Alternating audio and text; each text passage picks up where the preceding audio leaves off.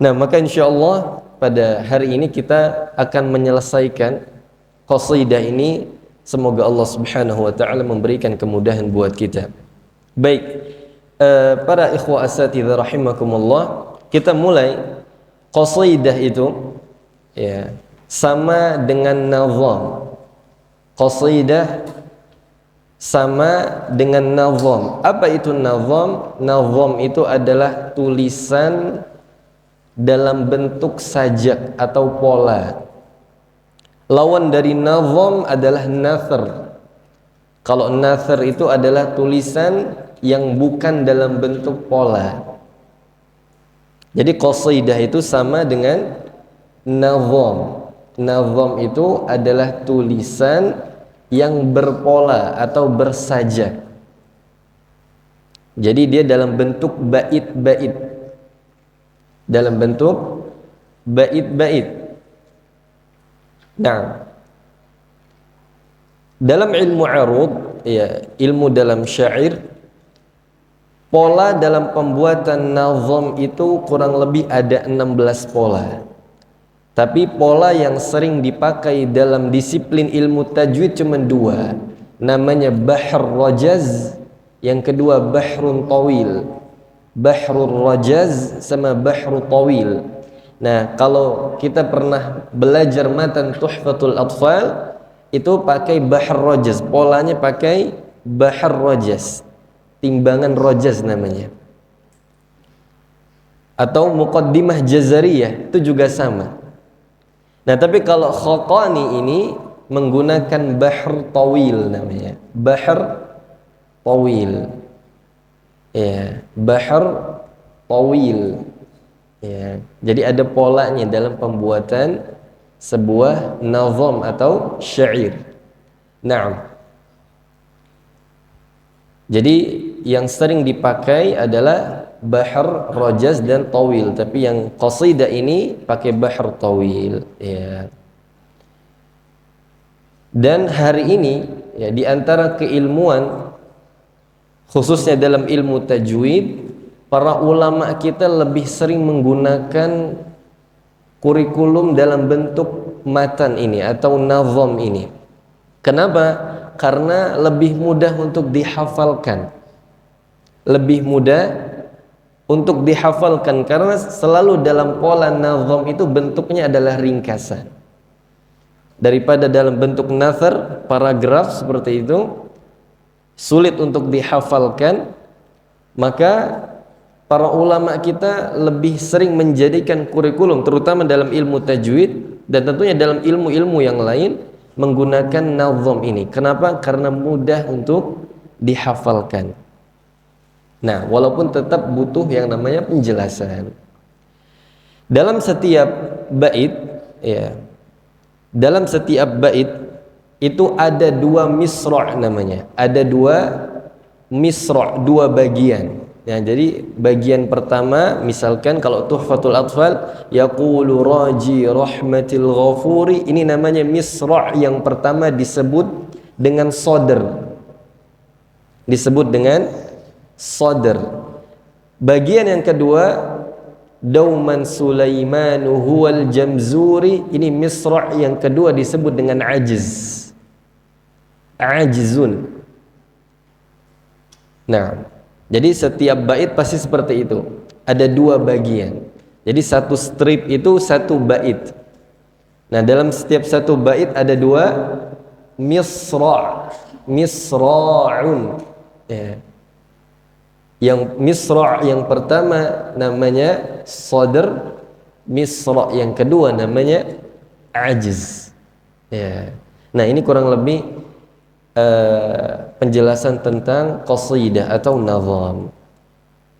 Baik, qasidah Al-Khaqani ini dikenal oleh para ulama dengan qasidah ar-ra'iyah. Qasidah ar-ra'iyah. Kenapa disebut dengan qasidah ar-ra'iyah? Karena setiap baitnya dari bait pertama sampai bait ke-51 ujungnya ra. Ujungnya apa? Huruf ra.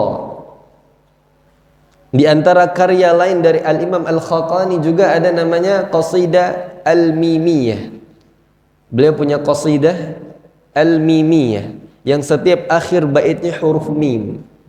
Ini tentang pujian beliau kepada ulama-ulama fiqih. Dan itu yang sampai kepada kita, dua karya beliau ini. Yang lain belum ditemukan. Na'am. Kemudian juga di antara nama lain dari qasidah ini adalah qasidah Abi Muzahim, ya, allati qalaha fil qurra wa husnil ada. Na'am. Itu di antara nama yang masyhur dari qasidah ini.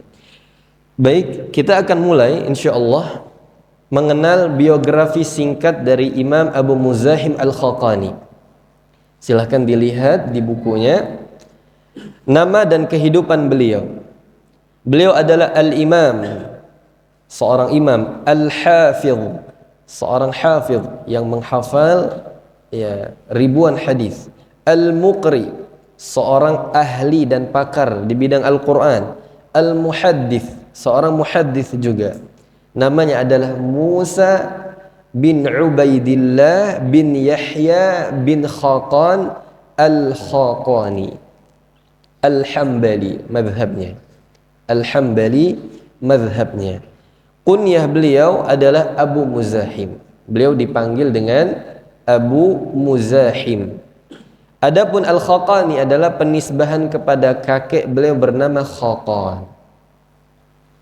Beliau dilahirkan di kota Baghdad pada tahun 248 Hijriah dan wafat pada bulan Zulhijjah tahun 325 Hijriah atau bertepatan pada tahun 862 sampai 937 Masehi. Yang menarik jemaah sekalian bahwa beliau ini satu zaman dengan Imam Abu Bakar bin Musa atau yang dikenal dengan nama Imam Ibnu Mujahid. Beliau itu satu zaman. Bagi yang belum kenal, Al-Imam Ibnu Mujahid ini adalah tokoh ulama Al-Quran yang juga ulama abad keempat, yang beliau adalah sosok yang menformasikan bacaan Al-Quran itu menjadi 7 di dalam kitabnya Kitabus Sab'ah. Jadi beliau itu sosok yang menjadikan bacaan Al-Quran itu dinisbatkan kepada 7 imam. Makanya kita kenal sekarang namanya Qiraat Sab'ah. Yang memilih imam-imam tersebut adalah Al-Imam Ibnu Mujahid di dalam kitabnya Kitabus Sab'ah. Ya. Nah, dan intinya bahwa Al-Imam Ibnu Mujahid ini satu zaman dengan Al-Imam Al-Khaqani. Keduanya punya murid dan guru yang sama. Punya murid dan guru yang sama. Nah, lalu paragraf yang berikutnya, para ulama sepakat bahwa beliaulah yang pertama kali menyusun karya di bidang ilmu tajwid. Karya beliau dikenal qasidah ra'iyah atau qasidah Abi Muzahim allati qalaha fil qurra wa husnil ada. Ya, pendapat ini sebagaimana ditegaskan oleh Imam Ibnul Jazari di dalam kitabnya Ghayatun Nihaya fi Tabaqatil Qurra. Kata beliau, huwa awwalu man sannafa fit tajwid. Jadi Imam Abu Muzahim ini adalah orang yang pertama menyusun karya di bidang ilmu tajwid. Nah, kita langsung masuk pada pujian para ulama, ya. Al-Imam Abu Amr Ad-Dani, nah ini juga tokoh sentral dalam ilmu Al-Quran. Ya, tokoh sentral ini. Al-Imam Abu Amr Ad-Dani, ulama yang wafat di abad ke-5 Hijriah. Nah, beliau adalah orang yang pertama mensyarah qasidah ini. Jadi Al-Imam Abu Amr Ad-Dani ini adalah sosok yang pertama mensyarah qasidah ini. Di antara alasan Al-Imam Abu Amr Ad-Dani kenapa beliau ingin mensyarah qasidah ini, kata beliau, banyak di antara manusia, kalau kita baca insyaallah PDF-nya ada ya bagi yang ingin baca syarah dari Al-Imam Abu Amr Ad-Dani. Ya. bahwa beliau mengatakan tujuan beliau mensyarah qasidah ini karena banyak manusia yang belum tahu isinya yang berupa faidah begitu banyak. Jadi faidah dan nasihatnya banyak sekali di dalam qasidah ini, melebihi isi tajwidnya. Naam. Lalu yang kedua, alasan beliau kenapa mensyarah qasidah ini, karena di zaman beliau sudah banyak manusia yang tadlis, banyak yang menyimpang, tidak amanah lagi dalam mengajarkan Al-Quran atau memberikan sanad Al-Quranul Karim. Itu di zamannya Abu Amr Ad-Dani. Apalagi di zaman kita, dengan tentunya media yang begitu mudah kita akses. Sekarang orang semakin mudah untuk belajar Quran, bahkan seringkali tidak amanah. Karena banyak pelajar Quran yang dia cari bukan belajarnya, tapi ijazah dan sanadnya saja. Nah, terlebih dari itu adalah keutamaan, tapi banyak sekali yang menjadikan itu tujuan utama. Sehingga mereka ingin menyegerakan untuk mendapatkan syahadah itu, baik dengan uang dan seterusnya. Sehingga banyak sekali yang mutasahil, bermudah-mudahan di dalam memberikan sanad Al-Quranul Karim. Maka apa pujian Al-Imam Abu Amr Ad-Dani di dalam qasidahnya, beliau mengatakan, kana abi muzahim minal manaqibil mahmudah wal akhlaqis syarifah zahirin nusuki masyhur al-fadli wafiril hadzi minad din wal ilmi husnit tariqati sunniyan jama'iyyan.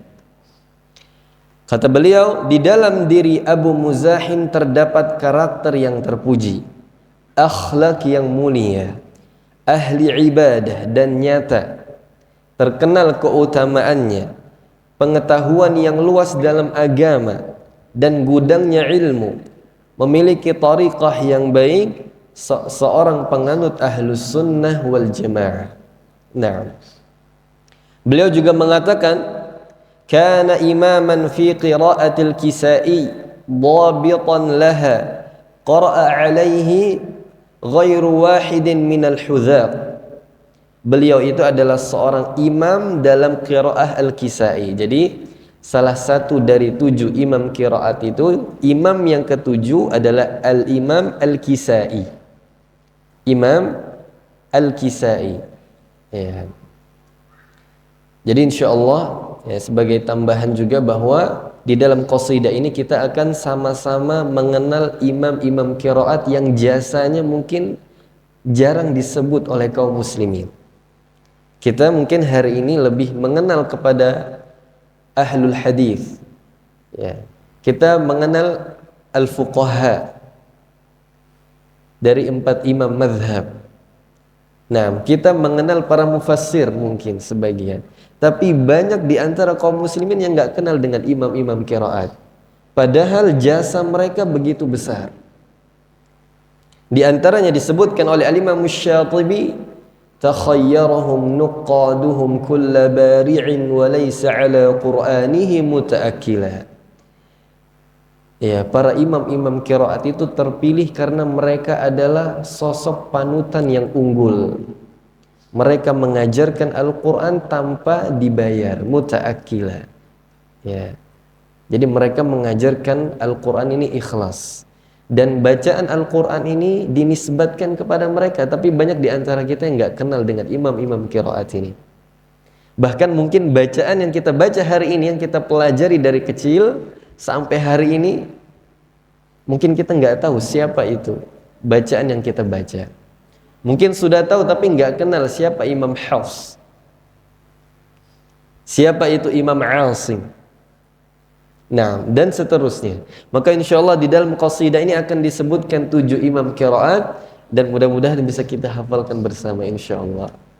Dan kenapa jasa mereka besar, Masya Allah, sebagaimana jasanya Imam Bukhari, sebagaimana jasanya Imam Syafi'i yang kita kenal.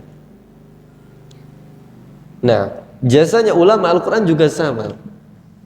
Ya, mereka ini yang menjaga periwayatan Al-Quran Karena Al-Quran itu diturunkan bukan hanya dengan satu variasi bacaan, tapi berbagai variasi bacaan. Nah, sehingga para ulama telah menetapkan yang mutawatir sampai kepada kita ada 10 imam, 20 riwayat, dan kurang lebih sekitar 980 jalur periwayatan. Nah, dan itu semuanya dipelajari dan bersambung sanadnya kepada Nabi kita sallallahu alaihi wasallam, kepada Rabbul Izzah. Nah, cuman banyak kita yang mungkin belum kenal ya. Banyak yang belum kenal. Insyaallah kita akan kenali mereka. Jadi Al-Imam Al-Khaqani adalah salah satu imam yang beliau sukai adalah Al-Imam Al-Kisai, dan beliau adalah pewaris qiraat Al-Imam Al-Kisai, dan juga beliau menguasainya, ahli di qiraat Al-Kisai, dan juga orang-orang yang cerdas membaca Al-Quran kepada beliau. Nah, ini maqamnya Al-Imam Al-Khaqani perlu kita ketahui. Lalu beliau mengatakan juga wa a'mala nafsahu fi riwayati al-hadits wa aqra'an nas wa tamassaka bis sunnah. Beliau itu menyibukkan dirinya dalam meriwayatkan hadis, mengajarkan Al-Quran kepada manusia, serta memegang teguh sunnah Nabi sallallahu alaihi wasallam. Dan jadi ini ulama ahlus sunnah ya. Beliau juga mengatakan wa kana basiran bil arabiyyati sya'iran mujawwada. Beliau adalah seorang yang menguasai ilmu bahasa Arab, ahli syair. Nah, makanya beliau menulis qasidah ini dalam pola tawil. Bahr tawil ini adalah salah satu pola yang agak sulit dalam pembuatan nazam atau qasidah. Dan juga ahli tajwid. Nah, kita lihat bagaimana pujian Al-Imam Al-Zahabi rahimahullahu ta'ala di dalam kitabnya Syiarul A'lamin Nubala. Beliau mengatakan Al-Imamul Muqri Al-Muhaddith Abu Muzahim Musa bin Ubaidillah ibni Yahya ibni Khaqan Al-Khaqani Al-Hafidhu Al-Baghdadi, seorang imam pakar qiraat, pakar hadis, Abu Muzahim Musa bin Ubaidillah bin Yahya bin Khaqani, seorang hafidh berkebangsaan Baghdad. Jadi beliau berasal dari Baghdad. Nah, lalu juga pujian dari Al-Imam Al-Khatib Al-Baghdadi. Ya, di dalam Tarikhul Baghdad beliau mengatakan kana thiqatun dayyinan min ahli sunnah. Nah, beliau ini seorang yang terpercaya, seorang ahlus sunnah. Masya Allah ya. Ini pujian-pujiannya dari ulama-ulama besar juga. Ya. Lalu Imam Ibnul Jazari mengatakan juga imamun muqri'un mujawwid muhaddithun asil thiqatun sunni. Imam Ibnul Jazari yang nama-namanya selalu kita sebut di dalam ilmu-ilmu tajwid dan qiraat, beliau adalah seorang imam, kata Imam Ibnul Jazari. Pujian kepada Al-Imam Al-Khaqani. Beliau adalah pakar qiraat, ahli tajwid, ahli hadis, bangsawan. Jadi beliau itu sebetulnya keturunan bangsawan. Jadi beliau itu besar di kerajaan. Ya, tentunya ada sejarahnya tapi tidak Anda sebutkan. Intinya beliau itu ayahnya kerja di kerajaan. Ketika itu di kekhilafahan Abbasiyah. Nah, terpercaya juga sunni, seorang ahlu sunnah. Walaupun beliau tinggal di fasilitas yang lengkap, nah, hidup dengan penuh kenyamanan, tapi beliau tetap zuhud terhadap dunianya. Hari-hari beliau sibuk menyampaikan hadis, mengajarkan Al-Quran dan yang lainnya, berdakwah. Nah, lalu Al-Imam As-Sakhawi mengatakan Al-Imamul Mutqin Abu Muzahim. Beliau adalah seorang imam yang mutqin, Abu Muzahim Al-Khaqani. Nah, jamaah sekalian, para ikhwah dan asatidzah, ini beberapa pujian para ulama yang menunjukkan beliau ini adalah ulama besar. Ya.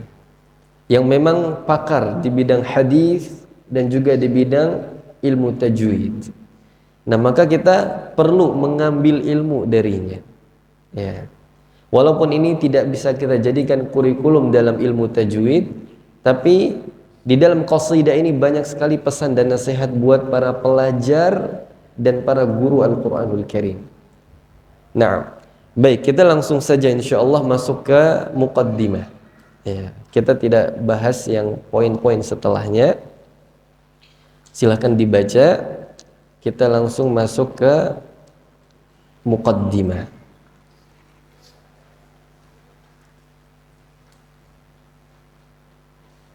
Nah, ini karena suasana kita nyaman, yang ngantuk bisa langsung sambil berdiri boleh, sambil jalan atau wudhu ya.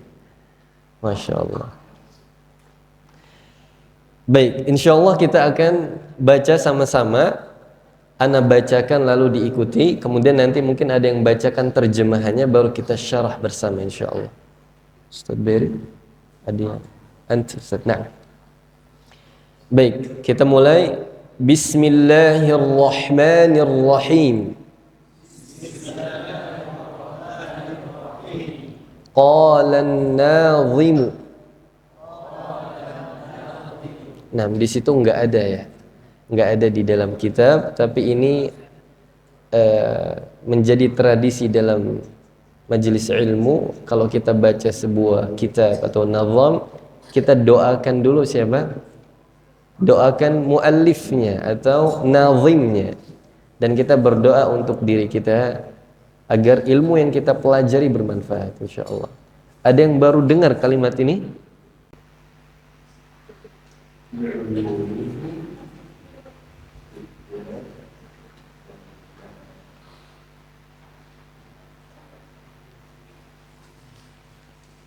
Nah, kita ulang lagi.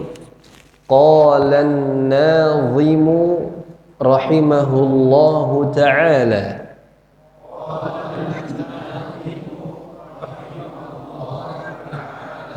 Wa nafa'ana Allahu bi'ulumihi fid darain.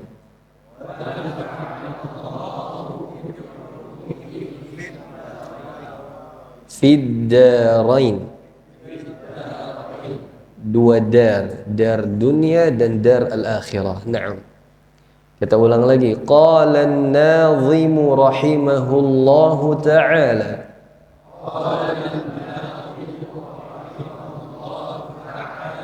Wa nafa'ana Allahu bi'ulumihi fid darain.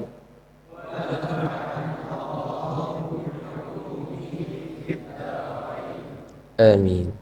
Kita mulai bait yang pertama. Aqulu maqaman aqulu maqalan mu'jiban li ulil hijri.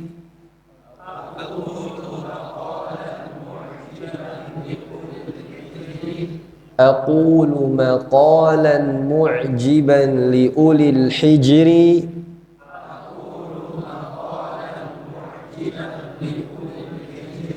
Nah, sambil dibaca sambil hafal insyaallah. Dan yang hafal insyaallah kita berikan sanadnya insyaallah. Nah, tapi harus hafal ya. Nah, jadi sambil hafalkan insyaallah sampai menjelang sore nanti. Kita ulang lagi. Aqulu maqalan mu'jiban li ulil hijri.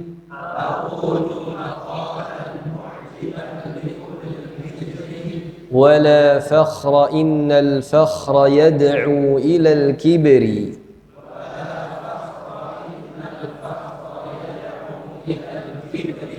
ولا فخر إن الفخر يدعو إلى الكبر.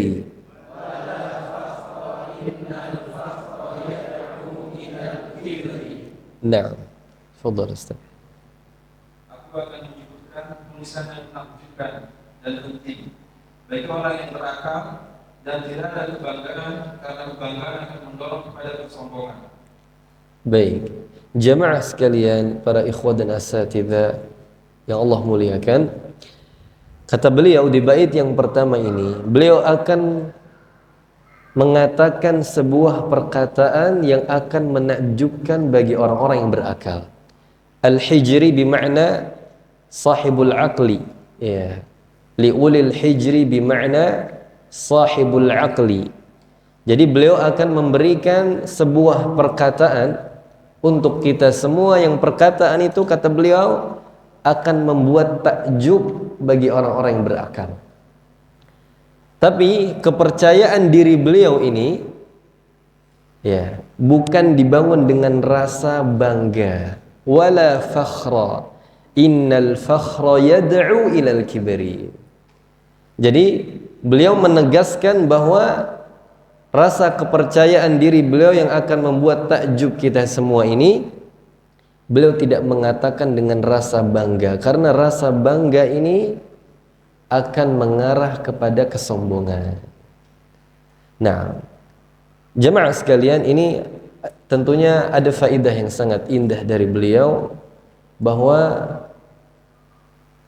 beliau ingin menyampaikan bahwa setiap kita ini tidak boleh berbangga diri, merasa berilmu, merasa saleh, merasa paling alim, dan seterusnya, merasa paling baik. Nah, sifat merasa ini, berbangga diri ini, nanti lama-lama akan mengarahkan kepada kesombongan. Karena kesombongan itu adalah sifat yang tercela di dalam agama kita. Bahkan Allah sebutkan di dalam Al-Quran, alaysa fi jahannama mathwal lil mutakabbirin.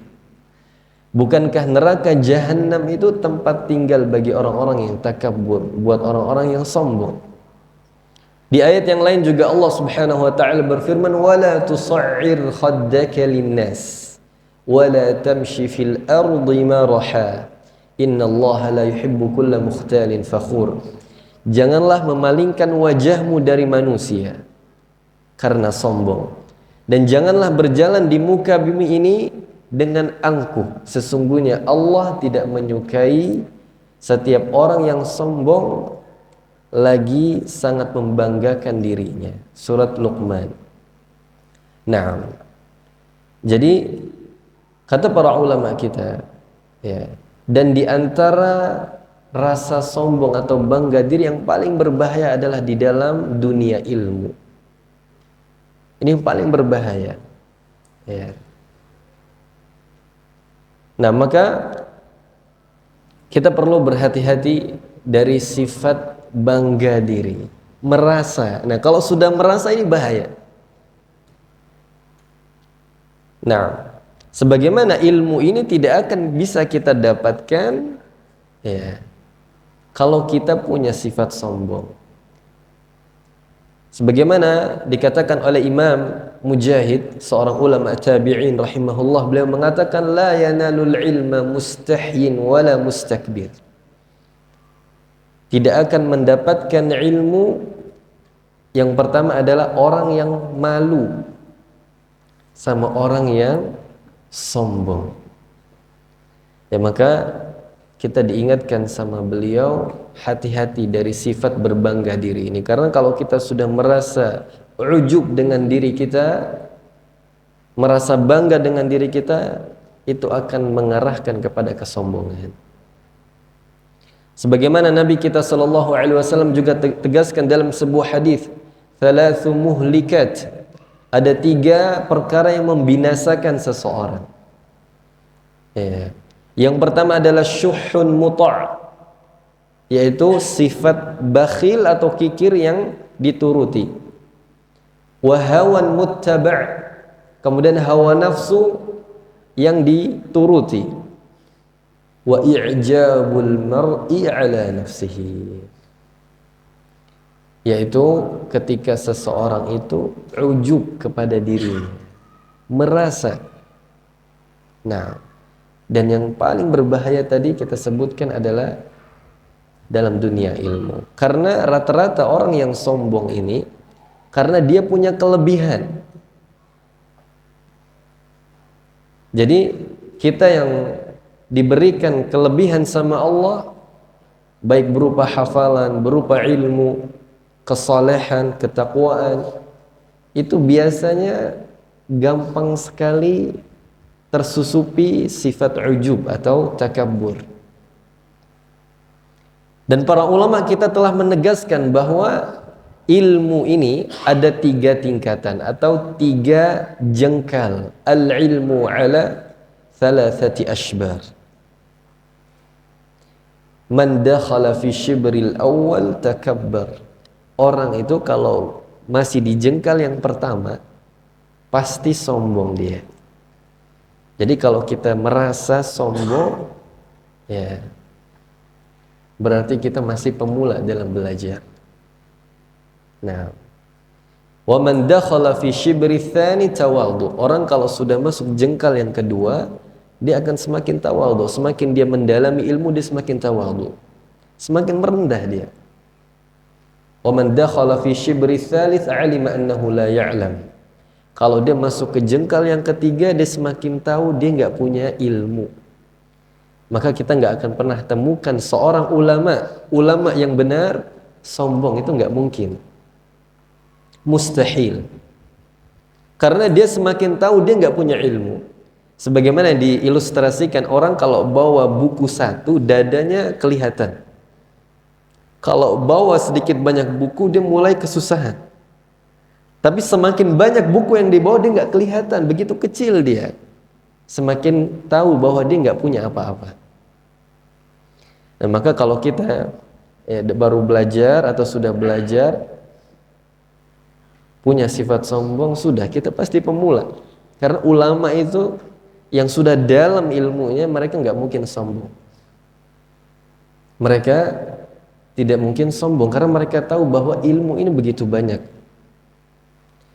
Nah, maka kita perlu berhati-hati, terutama kita yang belajar Al-Quran atau para pengajar Al-Quran, para qari'ul Quran, hati-hati. Jangan sampai dia merasa bangga dengan karunia Allah Subhanahu wa taala ini. Jangan yang dia cari adalah pujian manusia dan seterusnya. Kita perlu memperhatikan masalah ini. Tentunya lawan dari ujub atau berbangga diri ini adalah tawadhu. Dan tawadhu itu adalah sifat yang sangat mulia sekali. Wa ma tawadha'a ahadun lillah illa rafa'ahu Allah, dalam sebuah hadis. Barang siapa yang tawadhu, merendahkan dirinya atau hatinya di hadapan Allah, maka Allah akan mengangkatnya. Al-Imam An-Nawawi mensyarah hadis ini mengatakan, maksudnya Allah mengangkatnya adalah Allah akan memuliakan dia. Manusia akan cinta kepada dia kalau dia tawadhu. Sebaliknya kalau kita sombong, ujub, fakhr, orang akan gak suka kepada kita. Kita akan dibenci sama orang. Nah, maka ini diantara faidah di bait yang pertama. Baik, sebetulnya banyak penjelasannya dalam masalah ini, dan kita akan temukan di dalam kitab-kitab adab dalam belajar, akan dijelaskan akan bahayanya sikap berbangga diri atau ujub kepada diri sendiri. Nah, kita lanjutkan bait yang kedua. Wa'allimu fil qawli tilawata 'aidzan. Tafadhalu.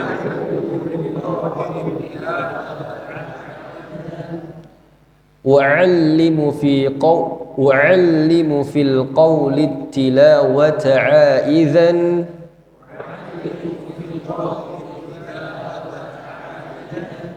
بمولاي من شر المباهات والفخر.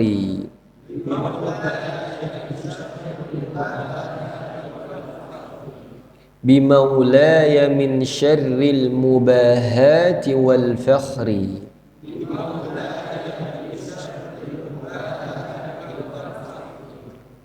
Naam. Aku akan mengajarkan tentang tilawah Al-Quran seraya memohon perlindungan kepada Allah Subhanahu wa taala, menolongku dari jeleknya rasa bangga dan kagum terhadap diri sendiri. Naam, di bait yang kedua ini Al-Imam Al-Khaqani rahimahullah, beliau menyampaikan bahwa di dalam qasidah ini beliau akan mengajarkan kepada kita tata cara baca Al-Quranul Karim dengan baik dan benar. Beliau akan mengajarkan kepada kita tilawah. Tilawah secara bahasa atau secara umum adalah membaca Al-Quranul Karim. Tapi makna yang lebih khusus tilawah adalah membaca Al-Quran yang disertai dengan memahami serta mentadabburi ayat yang dibaca dan mengamalkan isinya. Ya, jadi tilawah secara umum maknanya adalah membaca Al-Quran, tilawah, tadarus. Ya. Tapi secara khusus adalah membaca Al-Quran yang disertai dengan memahami atau mentadabburinya dan mengamalkan isinya. Di antaranya Allah Subhanahu wa taala berfirman, "Alladzina atainahumul kitaba yatlunahu haqqa tilawatih." Orang-orang yang telah kami beri kitab suci yaitu Al-Qur'an, mereka membacanya sebagaimana mestinya. Al-Imam Ibnu Katsir di dalam tafsirnya beliau menukilkan perkataan Abdullah bin Mas'ud radhiyallahu anhu. Ya, terkait makna ayat ini. Jadi apa yang dimaksud dengan tilawah? Lalu Abdullah bin Mas'ud mengatakan, "Wallazi nafsi biyadihi inna haqqa tilawatihi ay yuhilla halalahu wa yuharrima haramahu." Ya. Wa yaqra'ahu kama anzalahu Allah Ta'ala wa la yuharrifa kalamahu an mawadhi'ihi wa la yata'awwala minhu syai'an ala ghaira ta'wilihi. Jadi maksud dari tilawah itu, ya, kata Ibnu Mas'ud, demi Allah yang jiwaku ada di tangannya, sesungguhnya kata beliau, bacaan yang sebenar-benarnya itu yaitu kita menghalalkan apa yang dihalalkan, mengharamkan apa yang diharamkan di dalam Al-Quranul Karim. Jadi kita mengamalkan isi dari Al-Quran, kemudian membacanya sebagaimana Allah telah menurunkannya. Maksudnya membacanya dengan tajwid dan tidak mengubah kalimat dari tempatnya dan tidak mentakwil darinya kepada selain takwilnya. Jadi nggak boleh kita ini berbicara, ya, atau menafsirkan Al-Quran dengan isi kepala kita, nggak boleh. Nah, sebagaimana yang dilakukan oleh sebagian kelompok atau orang yang mereka menakwil ayat-ayat Al-Quran sesuai dengan kehendak mereka, dan ini berbahaya. Nah, atau misalkan mengistilahkan ayat-ayat Al-Quran secara bahasanya, tidak secara syar'i. Nah, maka ini berbahaya. Maka itulah yang disebut tilawah. Itulah yang disebut dengan tilawah. Ketika kita menghalalkan apa yang halal, yang dihalalkan oleh Allah di dalam Al-Quran, mengharamkan apa yang diharamkan oleh Allah di dalam Al-Quran, lalu kita membacanya sebagaimana yang diturunkan. Nah, ini diantara makna tilawah. Nah, jadi tilawah itu tingkatannya lebih dari qiraah. Kalau qiraah itu kita membaca biasa, ya, tanpa kita tadabburi isinya, tanpa kita pelajari, tanpa kita amalkan. Ini namanya qiraatul Quran. Makanya Dr. Aiman Rushdi Suwaid hafizahullah ta'ala, beliau mengatakan ada perbedaan antara qiraah, tilawah, ada. Jadi ada 3 istilah dalam membaca Al-Quran. Ada qiraah, tilawah, adaun. Ya, qiraatun, tilawatun, adaun. Ada. Ya. Apa bedanya? Kata beliau, tilawah itu, nah, tentunya beda dengan makna yang disebutkan oleh Ibnu Mas'ud radhiyallahu anhu. Kata beliau, tilawah itu adalah bacaan yang kontinu. Jadi bacaan yang konsisten kita membacanya. Misalkan kita membiasakan baca Al-Quran 1 juz 1 hari. Nah, ini kategorinya tilawah karena bacaan yang kita rutinkan. Adapun ada itu adalah proses belajar Al-Quran dengan cara talaqi kepada guru. Jadi yang disebut dengan ada, kita membacanya di hadapan guru, membacanya di hadapan guru. Ini namanya ada. Yang ketiga adalah qiraah. Nah, ini biasa makna umum yang biasa kita pakai qiraatul Quran, yaitu maknanya umum, termasuk tilawah di dalamnya dan juga termasuk ada. Termasuk di dalamnya tilawah dan ada. Jadi intinya qiraah adalah membaca secara umum. Kita baca sesekali. Nah, ini namanya qiraah. Bukan bacaan yang kita rutinkan. Ya. Kemudian poin yang berikutnya kata Al-Imam Al-Khaqani, ya, beliau di bait yang kedua ini meminta perlindungan kepada Allah agar dijauhkan dari buruknya perasaan kagum ini. Karena perasaan kagum dan bangga diri termasuk penyebab kebinasaan yang tadi sudah kita sebutkan. Nah, di antara makna ujub, ya, Al-Imam Al-Qurtubi rahimahullah mengatakan, apa sih yang dimaksud dengan ujub atau berbangga diri itu?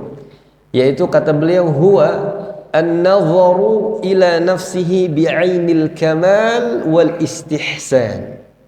An-nadharu ila nafsihi bi'ainil kamal wal istihsan ma'a nisyan minnatillahi ta'ala. Ya. Jadi kata beliau, ujub itu adalah ketika seseorang melihat kepada dirinya sendiri dengan pandangan kesempurnaan dan anggapan yang paling baik, dan melupakan bahwa semua yang dia dapatkan itu adalah karunia dari Allah. Dia melupakan itu. Ya. Dan juga datang riwayat dari Umar ibn al-Khattab radhiyallahu anhu, beliau mengatakan, inna akhwafa ma akhafu alaikum i'jabul mar'i bi ra'yihi wa man qala ana alim fahuwa jahil wa man qala ana fil jannah fahuwa fin nar. Jadi Umar ibn al-Khattab radhiyallahu anhu pernah mengatakan, ya, sesungguhnya perkataan yang paling aku takutkan terhadap kalian adalah takjubnya seseorang terhadap pendapatnya. Dia menyampaikan ilmu, dia bangga dengan apa yang dia sampaikan. Nasallallahu taufiq. Ya. Jadi dia merasa bangga dengan ilmu yang dia berikan kepada manusia.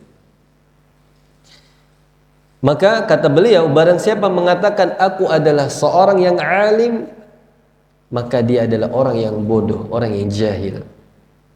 Sejatinya orang yang bangga itu adalah orang yang bodoh dia. Nah, dan barang siapa mengatakan aku di surga, dia pede dia masuk surga, sejatinya dia masuk neraka. Kata Umar ibn al-Khattab radhiyallahu anhu, yang diriwayatkan oleh Imam Ibn Hajar di dalam Matalibu al-Awliya. Nah, oleh karenanya para ikhwah dan asatidzah sekalian, ya, ana mengingatkan diri ana sendiri, ya, dan juga untuk kita semua, hendaknya setiap kita ini, terkhusus para pengajar Al-Quran, ya, kita menjaga hati kita, ya, agar senantiasa ikhlas ini di dalam mengajarkan Al-Quranul Karim dan juga di dalam belajar Al-Quranul Karim. Karena orang yang belajar Al-Quran pada dasarnya mereka pasti mulia, tanpa harus dia membanggakan dirinya. Sebagaimana sabda Nabi sallallahu alaihi wasallam, innallaha yarfa'u bihadzal kitabi aqwaman wa yad'u bihi akharin. Sesungguhnya Allah mengangkat suatu kaum dengan kitab ini dan merendahkannya dengan kitab ini. Jadi sejatinya orang yang belajar Quran itu pasti mulia, tanpa harus dia berbangga dengan itu. Yang harus dia lakukan adalah bersyukur atas nikmat Allah Subhanahu wa taala. Dengan dia mengatakan sebagaimana yang dikatakan oleh Nabi Sulaiman, ya, alaihi salam, hadza min fadli rabbi liyabluwani aashkur am akfur. Dia harus mengatakan kepada dirinya ketika dia mendapatkan karunia berupa ilmu, berupa Al-Quran, dengan mengatakan ini adalah karunia dari Allah. Allah ingin menguji kita, apakah kita bersyukur atau kufur terhadap nikmat ini. Nah, itu diantara penangkal ujub, sebagaimana disebutkan oleh Al-Imam An-Nawawi rahimahullahu taala. Dengan dia menyadari bahwa ini karunia dari Allah, bukan karena usaha dia. Dia mendapatkan ilmu bukan karena dia yang mampu, tapi semuanya atas izin dan karunia Allah Subhanahu wa taala, termasuk hafalan Al-Qur'anul Karim yang Allah berikan kepada kita. Nah, baik, kita lanjutkan di bait yang ketiga. Ya. Qala an-Nazim rahimahullah wa as'aluhu 'auni 'ala ma nawaituhu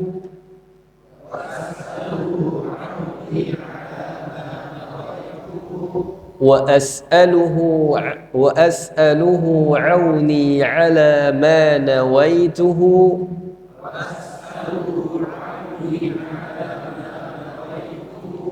وحفظي في ديني إلى منتهى عمري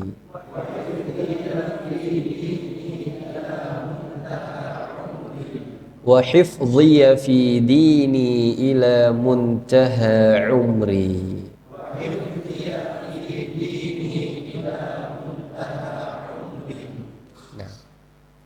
Aku memohon kepadanya agar senantiasa menolongku terhadap apa-apa yang aku niatkan, dan agar Allah Subhanahu wa taala menjagaku di dalam agamaku sampai akhir hayatku.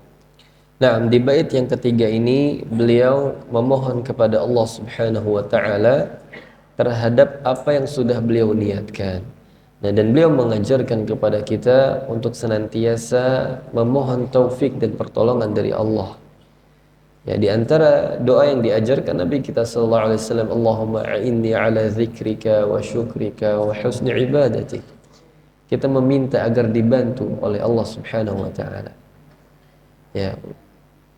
Jadi beliau meminta pertolongan kepada Allah atas apa yang beliau niatkan ini.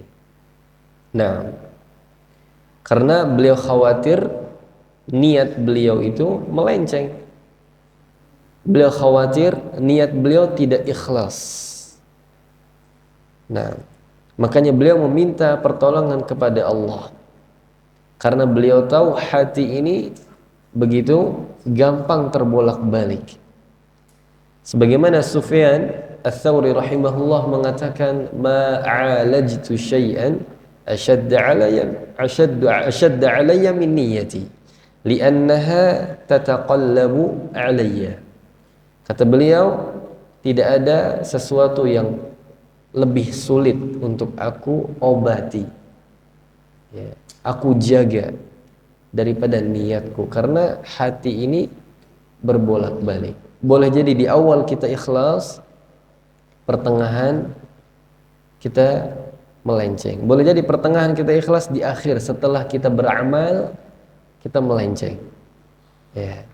Sudah ikhlas sampai akhir, nanti tiba-tiba kita di kemudian hari merasa bangga dengan itu. Maka sulit menjaga niat ini. Ya. Bahkan di kalangan para salaf masalah ikhlas ini syadid, ya, berat. Ya, masalah ikhlas ini berat bagi mereka. Nah, tapi banyak sekali di antara kita hari ini subhanallah memamerkan keilmuannya, memamerkan amal salehnya. Dia beranggap bahwa dia sudah ikhlas karena Allah. Para ulama kita dulu, para salafus saleh berusaha untuk apa? Memperbaiki itu. Bahkan di bulan Ramadan yang kita tahu, mereka berdoa 6 bulan setelahnya agar diterima ibadah Ramadan mereka. Ya. Menunjukkan mereka khawatir amal mereka sia-sia. Nah, lalu beliau juga mengatakan, beliau meminta perlindungan kepada Allah Subhanahu wa taala agar senantiasa menjaga agamanya beliau, agar beliau selalu teguh di dalam Islam, teguh di atas keimanan sampai beliau diwafatkan oleh Allah Subhanahu wa taala. Ya, jadi beliau selalu meminta perlindungan dan pertolongan kepada Allah.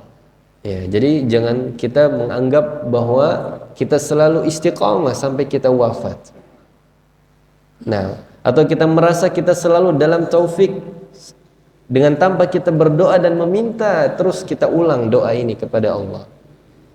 Nah, boleh jadi ya, kita ini beramal saleh sampai ajal kita sudah dekat dengan kita.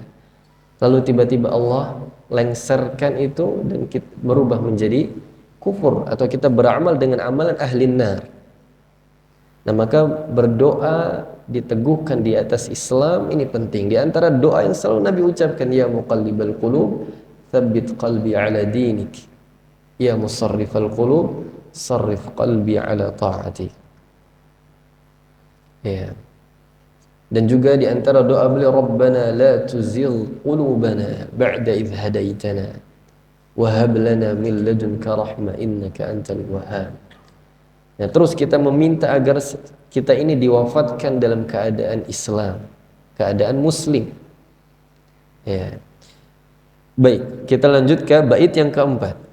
Nah, ini bait 1 sampai ke 4 isinya muqaddimah ya. Isinya muqaddimah. Kita lanjut, qala an-nazim rahimahullahu ta'ala wa as'aluhu 'anni at-tajawuz fi ghadin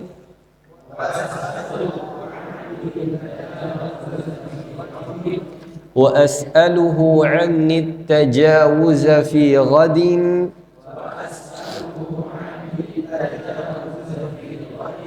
فما زال ذا عفو جميل وذا غفر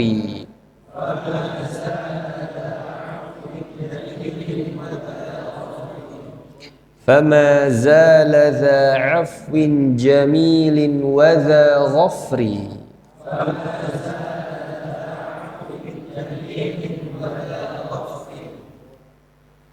Dan aku memohon kepadanya agar mengampuniku pada esok hari di akhirat.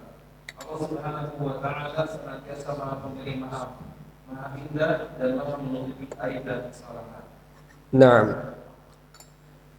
Al-Imam Al-Khaqani di bait yang keempat melanjutkan doanya. Beliau memohon kepada Allah agar mengampuni dosa-dosa beliau di hari esok, yaitu di hari akhirat. Sungguh dialah zat pemberi maaf, keindahan dan ampunan. Nah, jadi di antara faedah yang bisa kita ambil dari bait yang keempat ini, beliau mengajarkan kepada kita agar kita tidak pernah putus asa dari rahmat Allah Subhanahu wa Ta'ala. Karena ampunan Allah dan rahmat Allah begitu luas. Ya. Kemudian beliau juga berdoa ya, agar Allah Subhanahu wa Ta'ala ini mengampuni dosa-dosa beliau. Sebagaimana Ali bin Abi Thalib mengatakan, al-yawm amalun wala hisab, ghadan hisabun bila amal. Ali bin Abi Thalib radhiyallahu anhu pernah mengatakan, hari ini kita bisa beramal dan tidak ada hisab. Tapi esok nanti pada hari kiamat waktunya hisab dan tidak bisa beramal lagi. Nah, maka selama kita masih diberikan ya, nyawa, diberikan kesempatan oleh Allah, maka kita nggak boleh berputus asa dari rahmat Allah, walaupun dosa kita banyak. Ya. Sebagaimana dalam sebuah hadis yang panjang yang termaktub dalam hadis Arba'in An-Nawawi, bahwa Allah Subhanahu wa Ta'ala berfirman, wahai anak Adam, kalau sekiranya dosamu law balaghat dhunubuka ananas sama' thumma laqitani lam tusyrik bi syai'a. Ya, kalau sekiranya engkau datang kepadaku dengan dosa sepenuh langit dan bumi ini, kemudian kamu datang kepadaku dalam kondisi tidak mensekutukanku, maka aku akan ampuni dosamu. Wala ubali, aku tidak akan peduli berapapun dosanya. Nah, maka kita seorang muslim tidak boleh berputus asa dari rahmat Allah Subhanahu wa Ta'ala, walaupun kita sering terjatuh di dalam dosa ya. Walaupun dosa itu terus kita ulang, dan kita terus bertaubat kepada Allah Subhanahu wa taala. Nah, maka ini di antara faidah yang di bait yang keempat ini. Baik, kita masuk ke bait yang kelima yang diberikan judul oleh para muhaqqiq, namanya Husnul Ada'i wal Qiraah. Husnul Ada'i wal Qiraah. Nah, ini judul dari para pentahqiq qasidah ini, bukan judul dari penulisnya. Nah, jadi Husnul Ada'i wal Qiraah. Kita masuk ke bait yang kelima. Qala an-nazim rahimahullahu ta'ala, aya qari'al qur'ani ahsin ada'ahu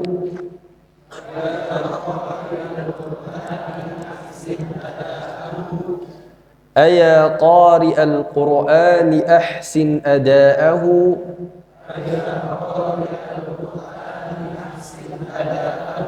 yudha'if laka Allahul jazila minal ajri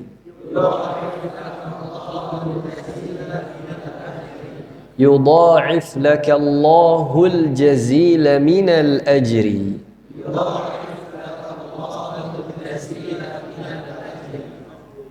Nah, Wahai para pembaca Al-Quran, berbaguslah tata cara membacanya, tajwidnya, maka Allah Subhanahu wa Ta'ala akan melipat gandakan pahala yang banyak bagimu.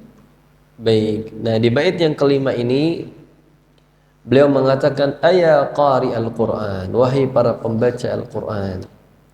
Nah, ana mau tanya, definisi qari itu apa? Ada yang tahu nggak di sini? Definisi qari, siapa yang disebut dengan qari? Tentunya secara umum qari itu adalah para pembaca Al-Quran. Ini makna umum. Adapun makna khusus, ada yang tahu siapa itu qari? Nah, mana qadarullah lupa bawa hadiah, Ustaz. Ada hadiah nggak di sini? Karena lupa, ada di rumah tadi, nggak kebawa. Nah, ada yang tahu? Fadhal ya Ustaz.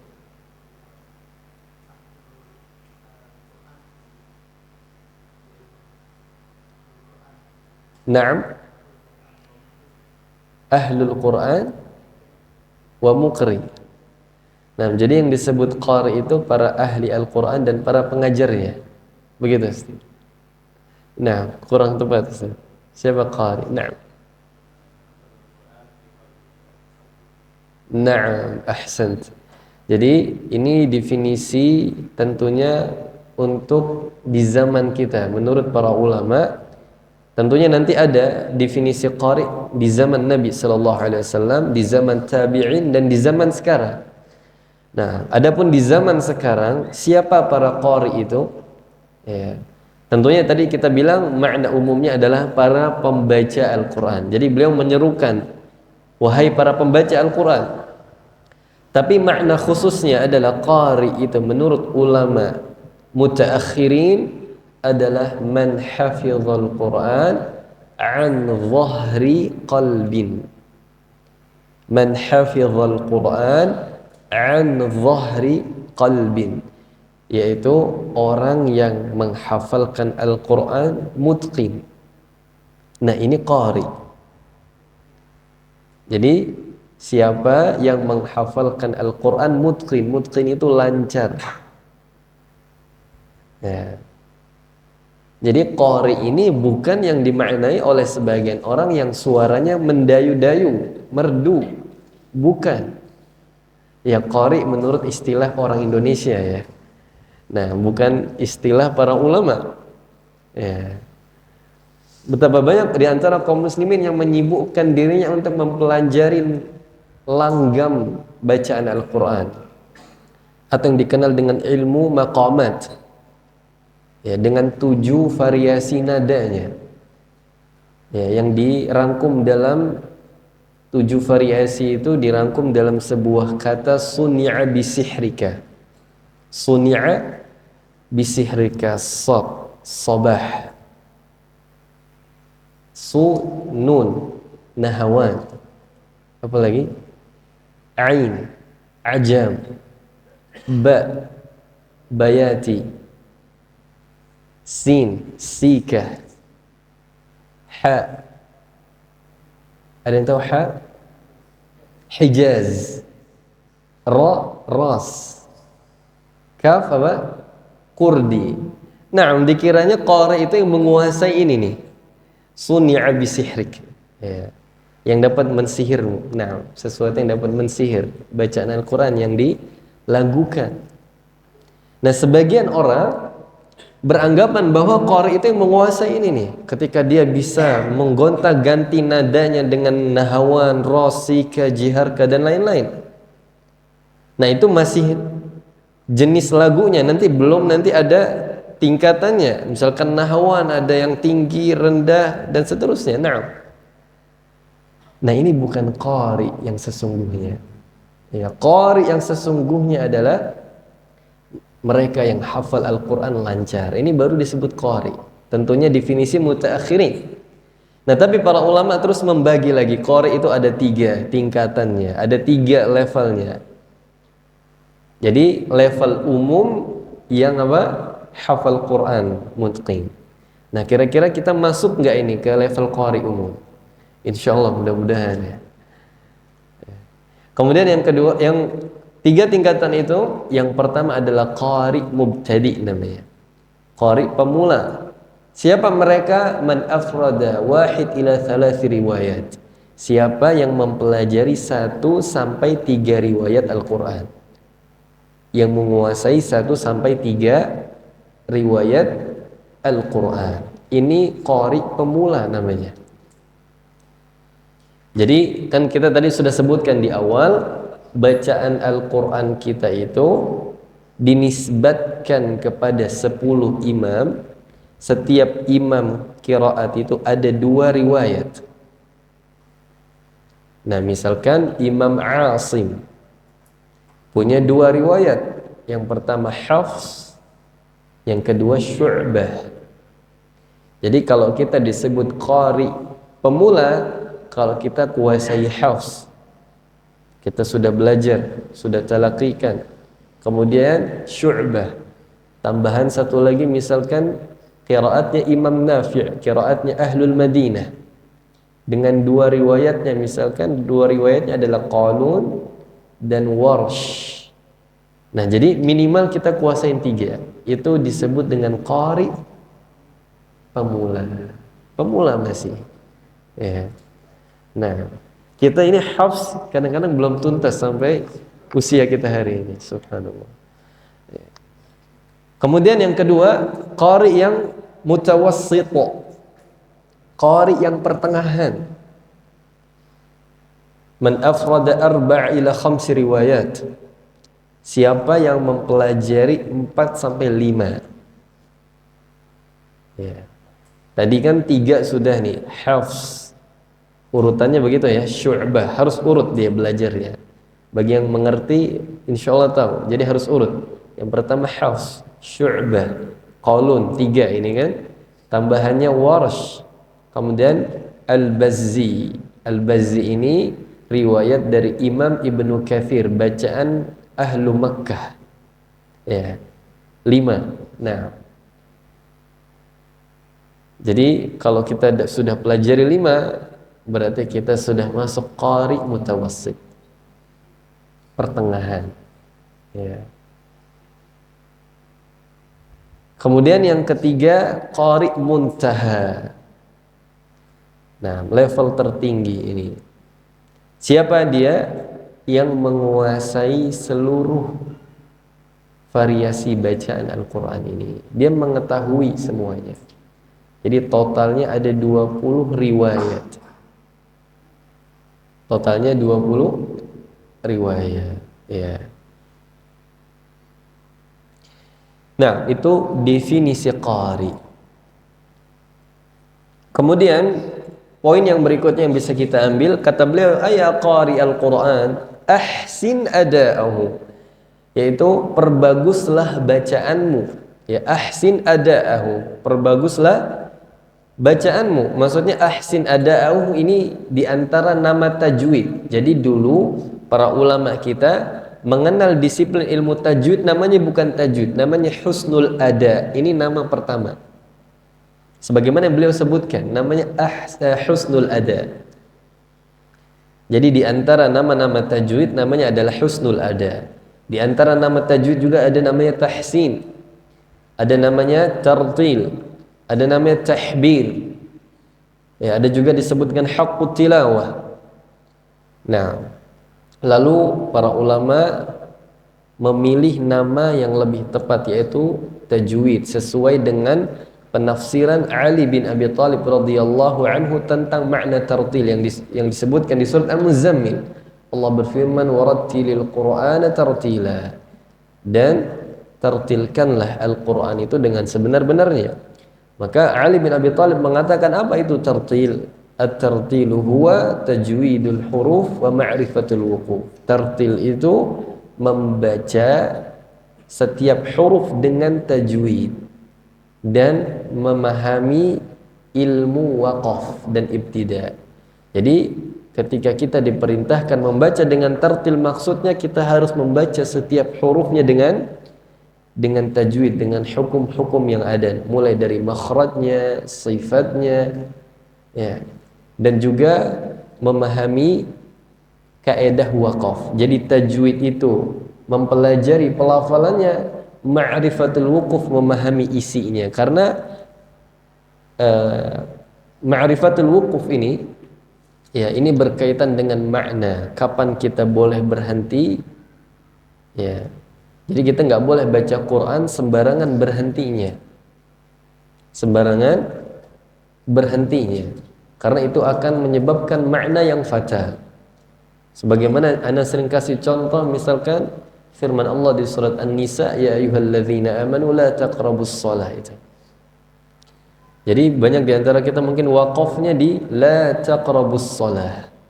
Wahai orang-orang beriman, jangan dekati salat. Padahal yang tepat wa antum sukara, berhentinya di sini. Ini baru disebut dengan waqafnya baik.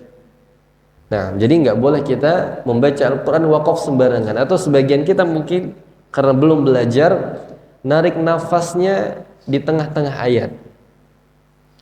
Ya, misalkan ulaika ala hudam mir rabbihim wa ula. Nah, ini mutus-mutus ini nggak boleh.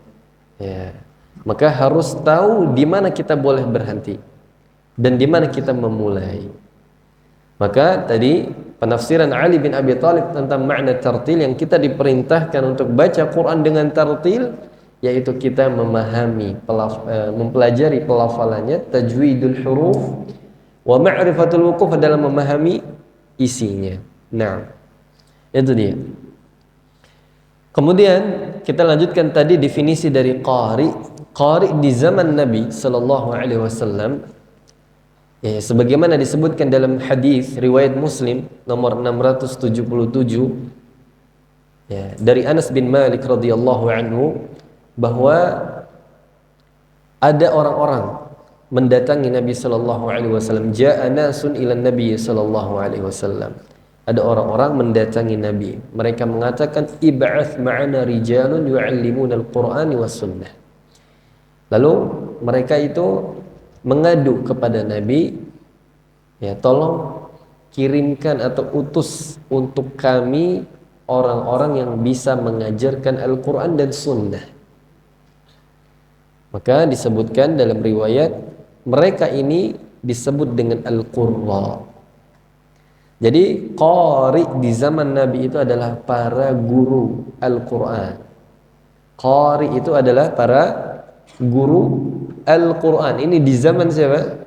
Nabi kita sallallahu alaihi wasallam, fi ahdin Nabi. Ya. Kemudian di zaman tabi'in, siapa para qari itu? Di zaman tabi'in adalah para imam-imam qiraat yang 7 atau yang 10 itu. Jadi imam-imam qiraat itu adalah mereka generasi tabi'in. Ya, mulai dari Imam Nafi', nanti kita akan hafalkan insyaallah dan kita akan baca. Imam Ibnu Katsir dari Madinah, dari Makkah. Kemudian Imam Abu Amr dari Basrah. Imam Ibnu Amir dari Syam. Imam Hamzah dari Kufah, Asim dari Kufah, Al-Kisai dari Kufah. Kemudian Abu Ja'far dari Madinah. Yang ke-8. Yang ke-9 Imam Ya'qub dari Basrah. Yang ke-10 Khalaful Ashir dari Kufah. Jadi totalnya ada 10 imam. Jadi yang dimaksudkan qari di zaman tabi'in, mereka adalah imam-imam qiraat yang bacaan Nabi kita dinisbatkan kepada mereka rahimahumullah. Adapun di zaman sekarang yang tadi sudah kita sebutkan, ya, qari itu yang hafal Al-Quran mutqin 30 juz. Nah,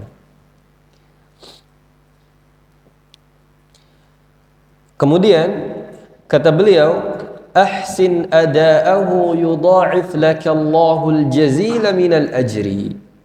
Perbaikilah atau perbaguslah tata cara membaca Al-Qur'anmu, niscaya Allah akan melipat gandakan pahala yang banyak bagimu. Maka di antara faidah dari bait yang kelima, tentunya ganjaran orang yang mahir dalam membaca Al-Quran. Ini ada pahala khususnya, ada kedudukan khususnya.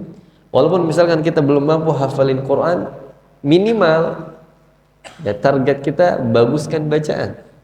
Ya. Karena ini perintah. Karena ini perintah. Ya, maka kalau bacaan kita bagus, maka kedudukan kita sebagaimana disebutkan oleh Nabi sallallahu alaihi wasallam, al-mahiru bil Qur'ani ma'as safaratil kiramil barara walladhi yaqra'ul Qur'an wa yatata'ta'u fihi wa huwa alaihi syaqqun lahu ajran. Orang yang mahir, yang pandai. Tentunya di sini ada penjelasan para ulama, tapi di antara makna mahir adalah yang bagus bacaannya, yang fasih lisannya. Ya. Maka dia kedudukannya akan bersama dengan para malaikat yang mulia. Kedudukan kita tinggi kalau bacaan kita fasih.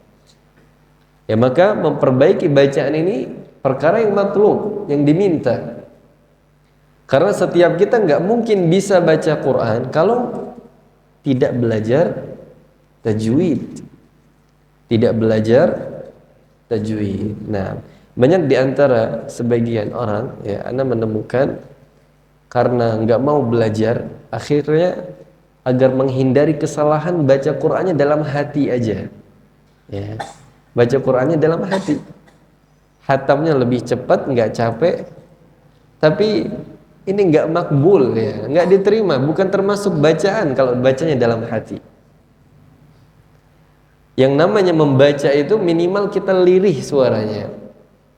Bukan dalam hati. Nah, jadi karena sudah nggak mau belajar, takut salah, udah bacanya dalam hati.